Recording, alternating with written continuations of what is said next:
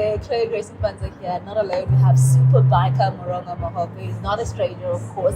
In terms of motorsports, she's absolutely phenomenal. That's not the only thing she does. She's also an accountant and, of course, a phenomenal mother and, most importantly, a wife, because that's also an important title. Mo, thank you for joining us. How are you doing? I'm good. How are you doing? Oh, I'm just, coping with load shedding and trying to figure out life in a very dark South Africa. At least you're coping. Yeah, we're still trying, eh? Yeah. We had to invest in a generator for the sport and for at home. Yeah. It was essential. Yeah. Sure. At least we need to be like you, because otherwise, it looks like load shedding is here to stay in the country. Here to stay, not going anywhere. Oh my goodness. Does it affect your gym life? Gym life, not at all. I schedule my time in the morning, which is perfect. 5 o'clock I'm the gym. What? I try. I try. I actually remember, I think back in 2018, we used to say that you start your day with a gym session, so that's still intact. I feel like when I don't start with gym, something is missing. I don't have the energy. So when I go in the morning, I know something is done. I'm ready to start the day. How does a gym session look like? I love leg day, okay, Mo? I'm not going to lie to you. At work, they laugh at me. Like, yo, Clauiee, you do legs every day. They even call me legs of London. It's bad.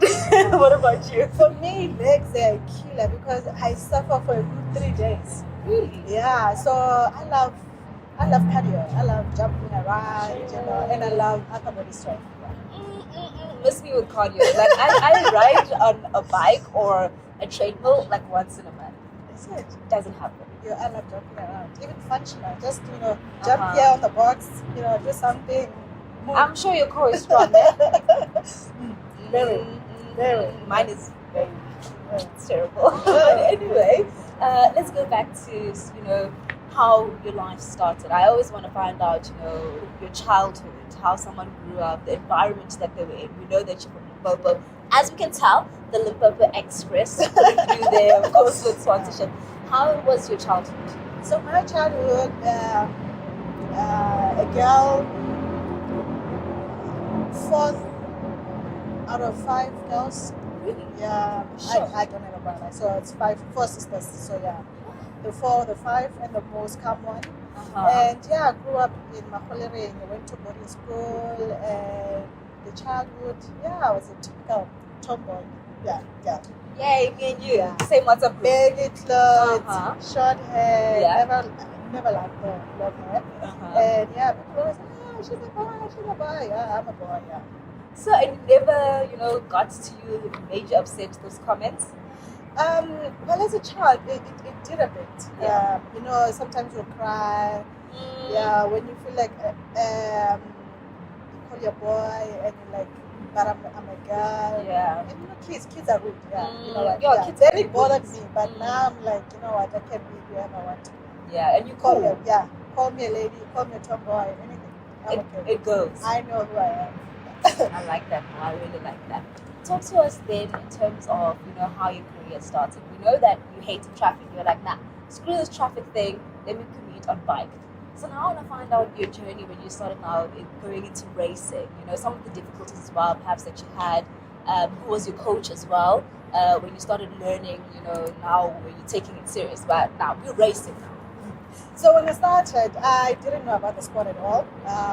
So I was like a lady who wanted a super bike, love the sound of the bike, and I wanted, to just use it to commute from home to the office, and then it worked pretty well for 2 years, and until I joined the social riding club, Eagles Bikers Limpopo.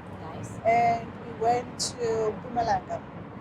And the scenery was beautiful. Yeah. The mountains, and I was on a 250 then, a Kawasaki 250, and I rode with guys, being the only lady riding with guys. Yeah, they were on the big 1000cc bikes. Yeah. And then when we got to the mountains, and then I was having the time of my life because of the small engine.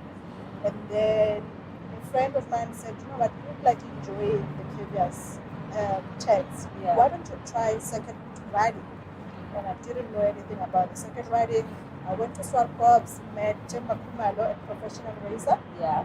And I followed his races, and then a year later, then I started racing. That's absolutely incredible.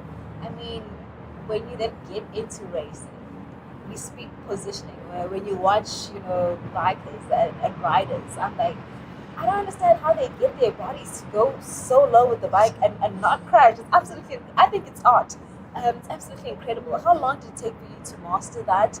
And were you nervous when you had to think about, okay, now I need to go low with the bike and then come back up? So I must say, I had to invest in a lot of riding hours.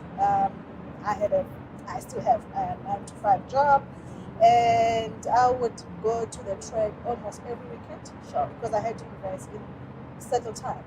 And then the only way to actually master or do better is when you do something, more of that. Yeah. So I had to obviously thank you to Temba, who's my mentor.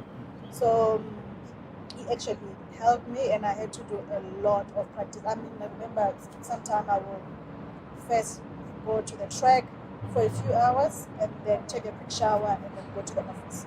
So unfortunately, it's one of those, if you want something, you need to invest in it. Yeah. So whatever it takes. So I wasn't comfortable because starting from the road where the bike was straight and now you must move the bike. It was something that took me, I would say I was racing, but I couldn't put my knee down because I wasn't comfortable, because I used to think that I would fall. Yeah. But eventually, the more I did it, the more the bike fell, the more I was comfortable. And Sure. Like, I want to find out more. I mean, everybody almost goes through, doubt in their period. And when your knee also is just like, nah, Mo, we ain't going down with you. And what are you trying to make us do? Did that ever occur to you, that maybe I shouldn't do this? Did you ever have that?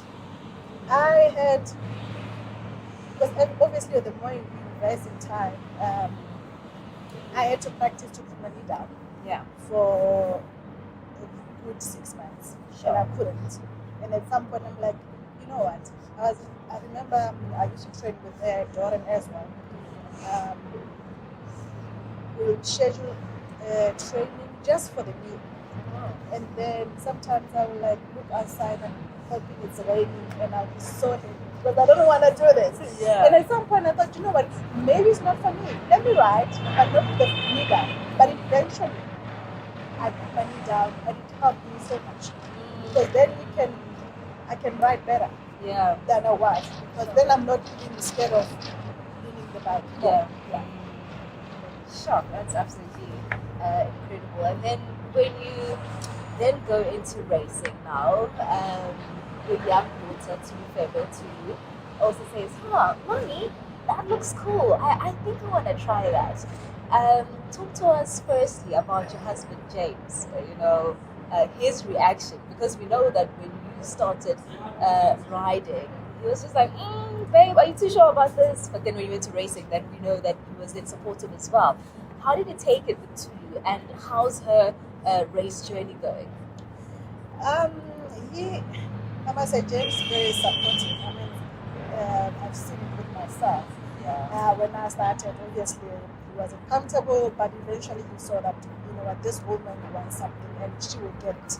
I'm not going to stop her. Yeah. So he supported me when I was just riding on the road. And when I said I want to start racing, he said, go for it. Yeah. And you know what? He goes to the track with me. And every weekend he puts his plans on hold just to support me. So it slowly it was just natural. So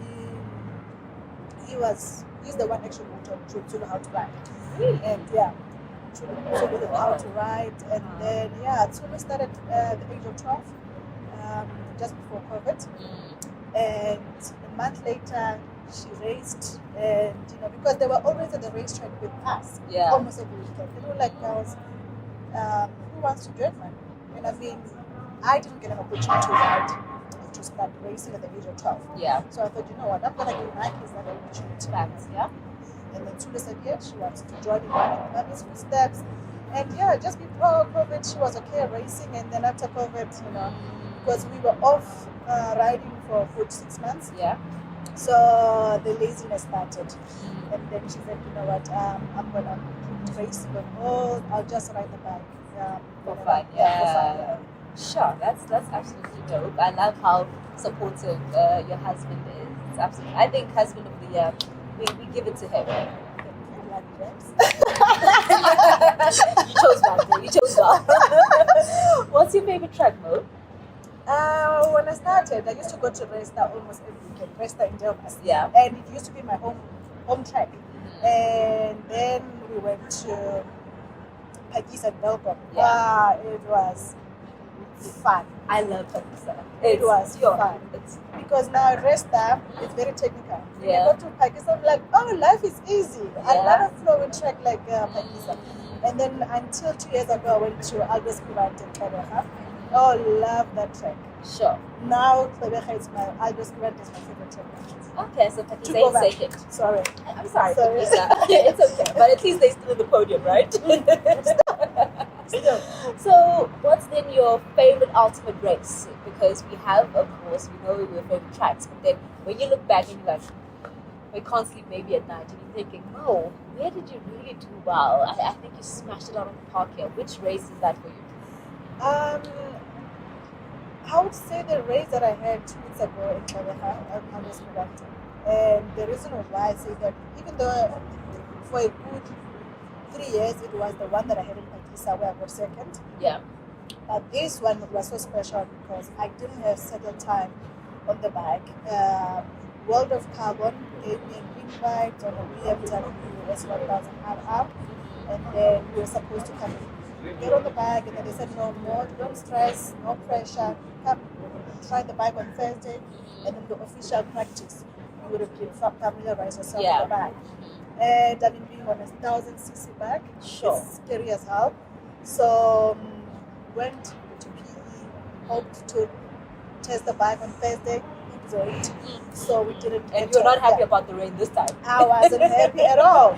Yeah. And then it rained Thursday. We couldn't test the bike. Friday morning it rained, stopped midday, and then Sure. only managed to do 3 sessions. So I would say about 15 laps. What? 15 laps. Now you learn the bike, you learn the track as well. Yeah. So come Saturday it's race, and I surprised myself. The first race didn't work that well, but I was hoping to get podium. Yeah. But the second race was the best because I finished third. Yes, On the bike. girl.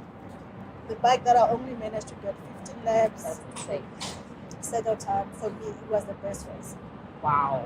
And I had an amazing, and I mean, not being familiar with the bike, That's so well. incredible. Yeah. Like 15 laps practice, and you out here getting into the podium. Now you're competitive, Mo. You are definitely competitive and very fast. On that note, what's the fastest that you've hit? The fastest was at 270 Sure. at the racetrack. Okay, yeah. Emphasis at the racetrack, not on the road. At the racetrack. Okay, on the road.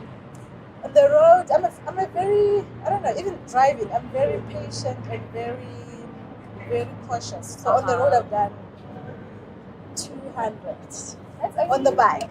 On the bike. On yeah. the bike. Yeah, but on a car, very slow.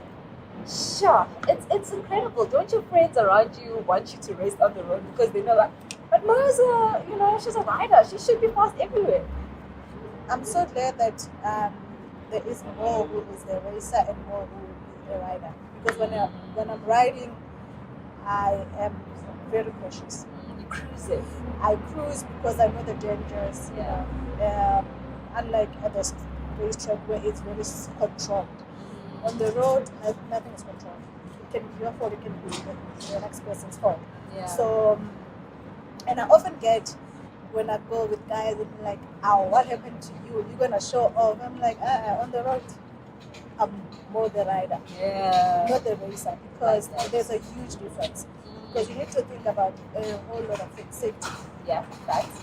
Because you cannot do the 270 that you do at the racetrack. Other factors. Yeah, because then there's other people around you. Yeah, you're not alone. Yeah, you're not alone. There's taxis, there's trucks, there's barriers, there's a whole lot of things. Yeah. And that's why you have to distinguish racer, rider, and you know what? I'm okay being the slow rider. Anyway.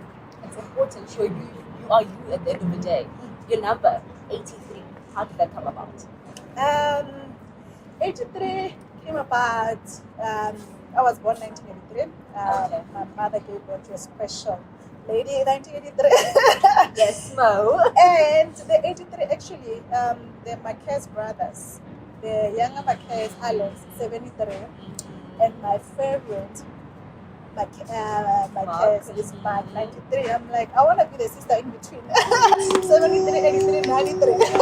I like that. 73, 83, 93. 93. That's a gang already.